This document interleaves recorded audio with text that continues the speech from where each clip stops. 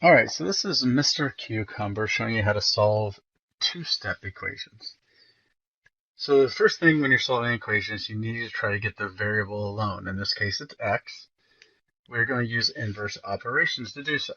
So the inverse of subtracting 6 is adding 6. So add 6. To keep both sides of the equation equal, I'm going to add 6 to the other side. Negative 6 plus 6 is 0. They are additive inverses, so she always go to 0. And so we have 2x plus 0 equals, and then we have 16 plus 6, which is 22. So now what I have is 2x equals 22, and the inverse of multiplying by 2 is dividing by 2, because we can see the 2 is multiplying the x. So we need to divide by 2, and I'm just making it a fraction because fractions are division. When you're multiplying by 2 and dividing by 2 at the same time, you can cancel.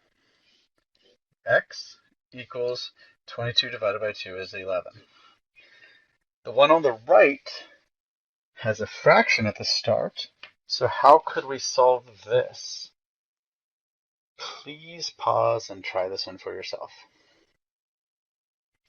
Okay, so first step, just like on the other side on the left, we need to get rid of what is being added or subtracted to the variable. In this case, something is being added, 3.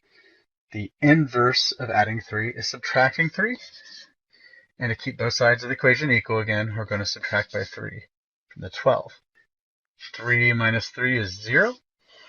And remember, we still have the x over 3. So we have x over 3 plus 0 is 9. I'm going to go ahead and rewrite it to where we have x over 3 is equal to 9. And now the next step is we have to do the inverse of dividing by 3, because right now x is being divided by 3, so we're going to multiply by 3. When you multiply and divide by the same thing, they cancel, so the 3's are gone.